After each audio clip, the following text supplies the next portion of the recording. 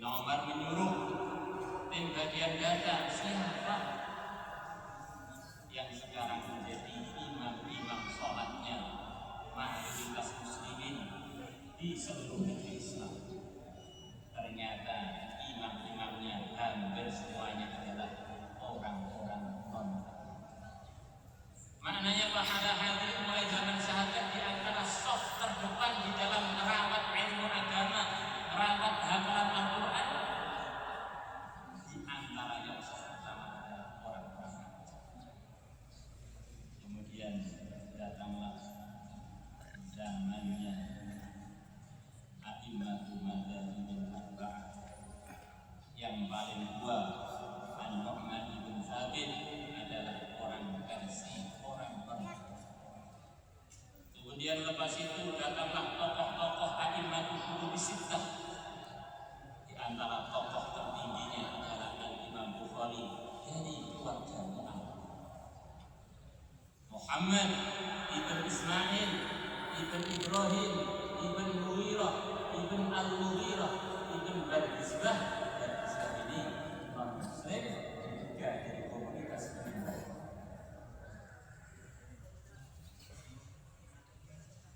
Kemudian berjalan waktu, Nabi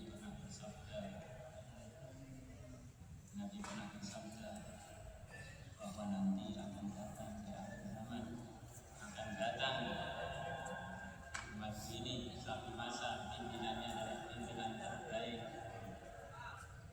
kemudian pasukannya adalah pasukan yang terbaik. Ternyata itu menjadi kenyataan selepas wafatnya kita kurang lebih 10 tahun. Ternyata dari keluarga Azam, dari kabilah Hud, dari keluarga besar Pak Haji Usman, Abdul Utsman, Muhammad Sayyidina Abdul Putra Romawi Timur, Allah serahkan Romawi Timur kepada dia dan pasukan. Ternyata dia adalah seorang pengamal agama, orang yang alim, bermadhab Hanafi, berakidah Asy'ari, dan berkaidah Maturidi, dan berthariqat Naqsyabandi. Kemudian mulai zaman Sayyidina Umar, yang perlu kita ketahui semuanya bahwa selepas Isra wal Mi'raj, sebetulnya di situ ada pemahaman yang semestinya kita pahami semuanya. Nabi kita didaulat diperintah oleh Allah untuk mengimami seluruh para anbiya, mengimami di Masjid Aqsa. Sebetulnya itu adalah peresmian bahwa pengelolaan Masjid Aqsa, pengelolaan Palestina adalah telah diserahkan kepada yang berhak, kepada yang paling berhak, kepada pimpinannya yang telah mengelola sebelumnya, yaitu para anbiya, diserahkan kepada pimpinan yang sebenarnya, yang mulia Nabi Muhammad SAW. Maka akhirnya di zaman Sayyidina Umar itu menjadi kenyataan tanpa dipaksa, tanpa diminta. Penguasa Palestina bermusyawarah, kita serahkan Palestina Masjid Aqsa kepada yang berhak mengelolanya, kepada umat Muhammad yang dipimpin oleh Umar bin Khattab. Maka serahkanlah kepada Sayyidina Umar.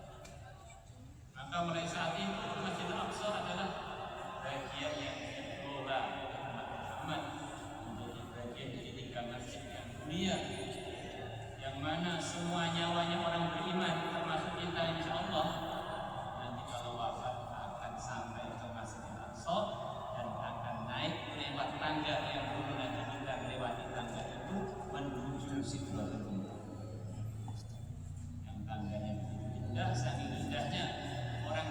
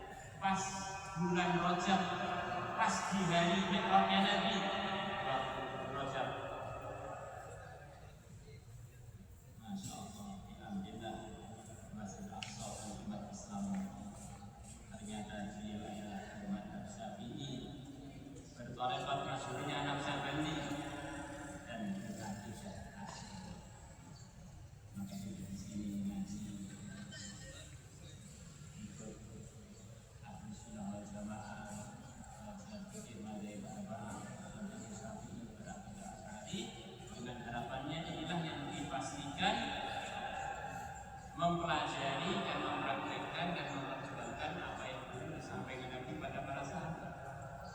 Wajib